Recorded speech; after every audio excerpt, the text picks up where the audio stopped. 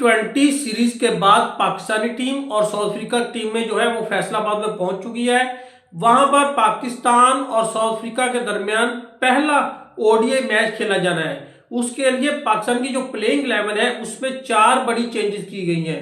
ये 4 चेंजेस उस प्लेइंग 11 में है जो लास्ट मैच वेस्ट इंडीज के खिलाफ पाकिस्तानी टीम ने खेला था, क्योंकि last ODI series West Indies के खिलाफ पाकिस्तान ने खेली थी। उसके बाद ट्राइनेशन सीरीज वो भी T20 थी, फिर उसके बाद एशिया कप भी वो भी T20 था। उसके बाद साउथ अफ्रीका के खिलाफ टेस्ट सीरीज, फिर साउथ अफ्रीका के खिलाफ T20 सीरीज। पाकिस्तान की ये ओडीआई सीरीज वेस्ट इंडीज के बाद है। इसमें 4 बड़ी चेंजेस की गई हैं और ये शाहीन शाह अफरीदी की कैप्टनसी में पहली सीरीज खेली जानी है। ये शाहीन शाह अफरीदी का एज ए कैप्टन पहला मैच होगा। ये 4 चेंजेस कौन सी है इसके बारे में तफसील से बात करेंगे। बात कर ले कि पहली चेंज के हवाले से, पहली अगर स्क्वाड को देखा जाए, प्लेइंग 11 को देखा जाए, तो पहली चेंज जो है वो ओपनिंग में ही नजर आ रही है। क्योंकि देखिए अब्दुल्ला शफीक को वेस्ट इंडीज सीरीज में लाया गया था क्योंकि फखर जमान इंजरी का शिकार हो गए थे। इस वजह से अब्दुल्ला शफीक दोबारा टीम में आए, प्लेइंग 11 में आए और मैचेस खेले। उनसे फिर भी अच्छी तरह परफॉर्म नहीं हो पाया। वेस्ट इंडीज सीरीज में भी वो अच्छी तरह परफॉर्म नहीं कर पाए।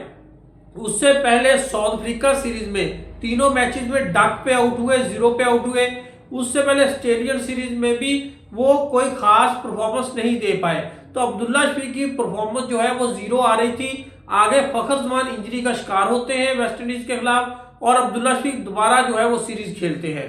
अब क्योंकि फखर जमान जो है वो वापस आ चुके हैं, स्क्वाड का हिस्सा है और प्लेइंग 11 का भी हिस्सा होंगे, तो इसलिए ओपनिंग जो है वो फखर जमान और सैम यूब करते नजर आएंगे। अब्दुल्ला शफीक को प्लेइंग 11 का हिस्सा नहीं बनाया जाएगा क्योंकि अब्दुल्ला शफीक को बहुत चांसेस मिल चुके हैं, लेकिन अब्दुल्ला शफीक की फॉर्म जो है वो वापस नहीं आ रही। इवन के टेस्ट मैचेस में भी उसकी फॉर्म जो है वो प्रॉपर तरीके से वापस नहीं आई। तो ओडीआई में ओपनिंग फखर जमान करेंगे, साथ सैम यूब होंगे। सैम यूब ने T20 में ये साउथ अफ्रीका के खिलाफ जो है दूसरे मैच में अच्छी इनिंग्स खेली, मैच जितवाया। उसके अलावा सैम यूब की ट्राइनेशन सीरीज, एशिया कप वो T20 थे, लेकिन उसमें वो बॉलिंग करते नजर आए और अच्छा स्पेल किया। इस वजह से अब ओडीआई में बॉलिंग की तो आपको वेरिएशन की जो है वो अच्छी खासी जरूरत पड़ती है। जितने ज्यादा बॉलर होते हैं उतनी ज्यादा आपकी स्ट्रेंथ होती है, इतने ज्यादा आप ओवर ज्यादा बॉलर लगाकर ओवर निकाल सकते हैं। इसलिए सैम यूब प्लेइंग 11 का हिस्सा लाजमी होंगे क्योंकि वो प्रॉपर T20 के ऑलराउंडर है, तो ओडीआई में भी वो स्पेल करते हुए बॉलिंग करते हुए नजर आएंगे। इसलिए सैम यूब और साथ फखर जमान ओपनिंग करेंगे। तीसरे नंबर पर बाबर आजम होंगे। बाबर आजम क्योंकि देखिए T20 में 50 स्कोर की, उसके अलावा टेस्ट में भी 50 स्कोर की, मैच जितवाया। अब उनकी जो फॉर्म है वो टेस्ट में वापस आ चुकी है, T20 में आ चुकी है, लेकिन असल जो वो बैटर हैं वो अपने ओडीआई के हैं, व्हाइट बॉल के ओपन है और ओडीआई में उनकी परफॉर्मेंस आना लाजमी है।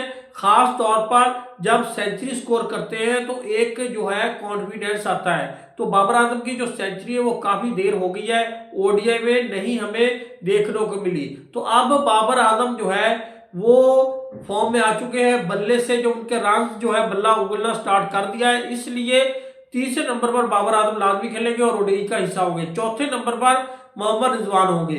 मोहम्मद रिजवान के बारे में अफवाहें फैलाई जा रही थी कि जैसे उनको कैप्टनसी से निकाला गया अब उनको प्लेइंग 11 से बाहर किया जाएगा, स्क्वाड से बाहर किया जाएगा। ऐसा बिल्कुल नहीं है क्योंकि मोहम्मद रिजवान जो है उन्होंने पिछला जो वर्ल्ड कप था ओडीआई उसमें भी अच्छे खासे रन किए थे।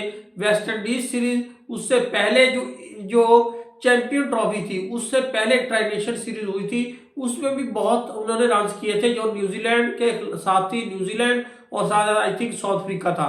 तो इस हवाले से देखा जाए तो मोहम्मद रिजवान के रन्स काफी आ रहे हैं, काफी अच्छा परफॉर्म कर रहे हैं as a batter, as a wicket keeper, और विकेट कीपिंग भी अच्छी कर रहे हैं। तो कैप्टनसी से भी नहीं हटाना चाहिए था, लेकिन एक ये डिफरेंट टॉपिक है। चौथे नंबर पर मोहम्मद रिजवान होंगे प्लेइंग 11 का हिस्सा। पांचवें नंबर पर जो होंगे वो सलमान अली आगा होंगे, सलमान अली आगा लाजमी खेलेंगे। छठे नंबर पर जो है वो हसन नवाज होंगे। मेरे ख्याल में हसन नवाज को खिलाना चाहिए, लेकिन हुसैन तलत भी अच्छा ऑप्शन है। अब हुसैन तलत हम आप देखेंगे कि ये ऑलराउंडर है, लेकिन हुसैन तलत ऑलराउंडर नहीं है। उनकी बॉलिंग जो है बिल्कुल जीरो के बराबर है। बॉलिंग करते नजर सही तरह आते नहीं है, इसलिए वो बैटरी तस्वर किए जाते हैं। लास्ट जो वेस्ट इंडीज के खिलाफ सीरीज हुई थी उसमें एक मैच जो था वो हसन नवाज ने और हुसैन तलत ने मिलकर जितवाया था। तो इससे आप अंदाजा लगा लें कि दोनों बैटर्स के दरमियान कितना अच्छा कंपटीशन है। लेकिन हसन नवाज को ज्यादा चांस दिया जाएगा, प्रेफर किया जाएगा हुसैन तलत की निस्बत। देखना यह है कि मैनेजमेंट क्या करती है, छठे नंबर पर इन दोनों में से किस प्लेयर को खिलाती है। सातवें नंबर पर मोहम्मद नवाज होंगे।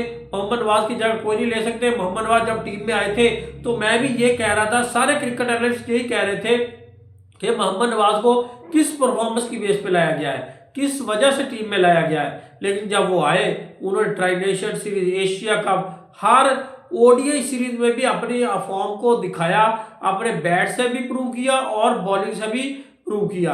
तो इस तरह सातवें नंबर पे मोहम्मद नवाज होंगे। आठवें नंबर पर फहीम अशरफ, राणा फहीम अशरफ लाजमी खेलेंगे, क्योंकि टी20 में जिस तरह उन्होंने परफॉर्म करके दिखाया, ये जो अभी सीरीज साउथ अफ्रीका के खिलाफ हुई है उसमें जिस तरह उन्होंने बाउंस किए, जिस तरह वेरिएशन लेकर आए स्लो बॉल्स की। पहले वो फास्ट बॉलिंग करते थे, बाउंस ही करते थे, लेकिन शॉर्ट पिच बॉलिंग करते थे। लेकिन ये जो लास्ट सीरीज गुजरी है साउथ अफ्रीका के खिलाफ टी20, उसमें विकेटें भी निकाली और वेरिएशन भी की, स्लो बॉल भी की। तो इस तरह फहीम अशरफ जो है वो बैटिंग भी अच्छी कर रहे हैं जिस तरह मोहम्मद नवाज ने की, और बॉलिंग में भी अच्छी खासी बॉलिंग प्रोवाइड करते हैं। इसलिए आठवें नंबर पे राणा फहीम अशरफ होंगे। उसके बाद दो फास्ट बॉलर और एक स्पिन बॉलर होंगे। शहीद शाह अफरीदी जो है वो 9वें नंबर पर होंगे, बैटिंग काफी लंबी हो जाएगी। उसके बाद अबरार अहमद, इसको प्लेइंग 11 का हिस्सा लाजमी बनाया जाएगा। फैसल अकरम मौजूद जरूर है, लेकिन फैसल अकरम को चांस नहीं दिया जाएगा पहले दो मैचेस में। अगर पहले दो मैच जीतते हैं तो तीसरे मैच में फैसल अकरम खेलेंगे। अगर पहले दो मैचेस में से कोई एक भी हार जाते हैं तो अबरार अहमद तीनों मैचेस खेलेंगे। अबरार अहमद फर्स्ट चॉइस होंगे प्लेइंग 11 में। अब एक बॉलर बचता है, वो कौन सा होना चाहिए? एक तो नसीम शाह है, हारिस रऊफ है, और तीसरा मोहम्मद वसीम जूनियर है। हारिस को काफी चांस मिले, लेकिन हारिस रऊफ को काफी चांसेस मिले, लेकिन हारिस रऊफ ने काफी एक्सपेंसिव जो है स्पेल किए। उसके अलावा नसीम शाह डेथ ओवर में स्कोर दे जाते हैं। डेथ ओवर के लिए एक ही नाम है, वो है मोहम्मद वसीम जूनियर। काफी अरसे से उनको बेंच पे बिठाया जा रहा है, साथ ट्रैवल कराया जाता है, लेकिन उनको बॉलिंग नहीं दी जाती, उनको प्लेइंग 11 का हिस्सा नहीं बनाया जाता। तो फैसलाबाद में मेरे ख्याल में शहीद शाह अफरीदी, उनके साथ दूसरा जो फास्ट बॉलर होगा वो मोहम्मद वसीम जूनियर होंगे, और तीसरा अबरार अहमद बॉलर होंगे। ये पाकिस्तान की प्लेइंग 11 होगी जो पहले ओडीआई में शहीद शाह अफरीदी की कैप्टनसी में फैसलाबाद में साउथ अफ्रीका के मध्य मुकाबले होगी। अगर आपको हमारी इन्फॉर्मेशन अच्छी लगी तो हमारे चैनल को सब्सक्राइब कर दें ताकि आने वाली वीडियो आप तक पहुंच रहे। Thanks for watching.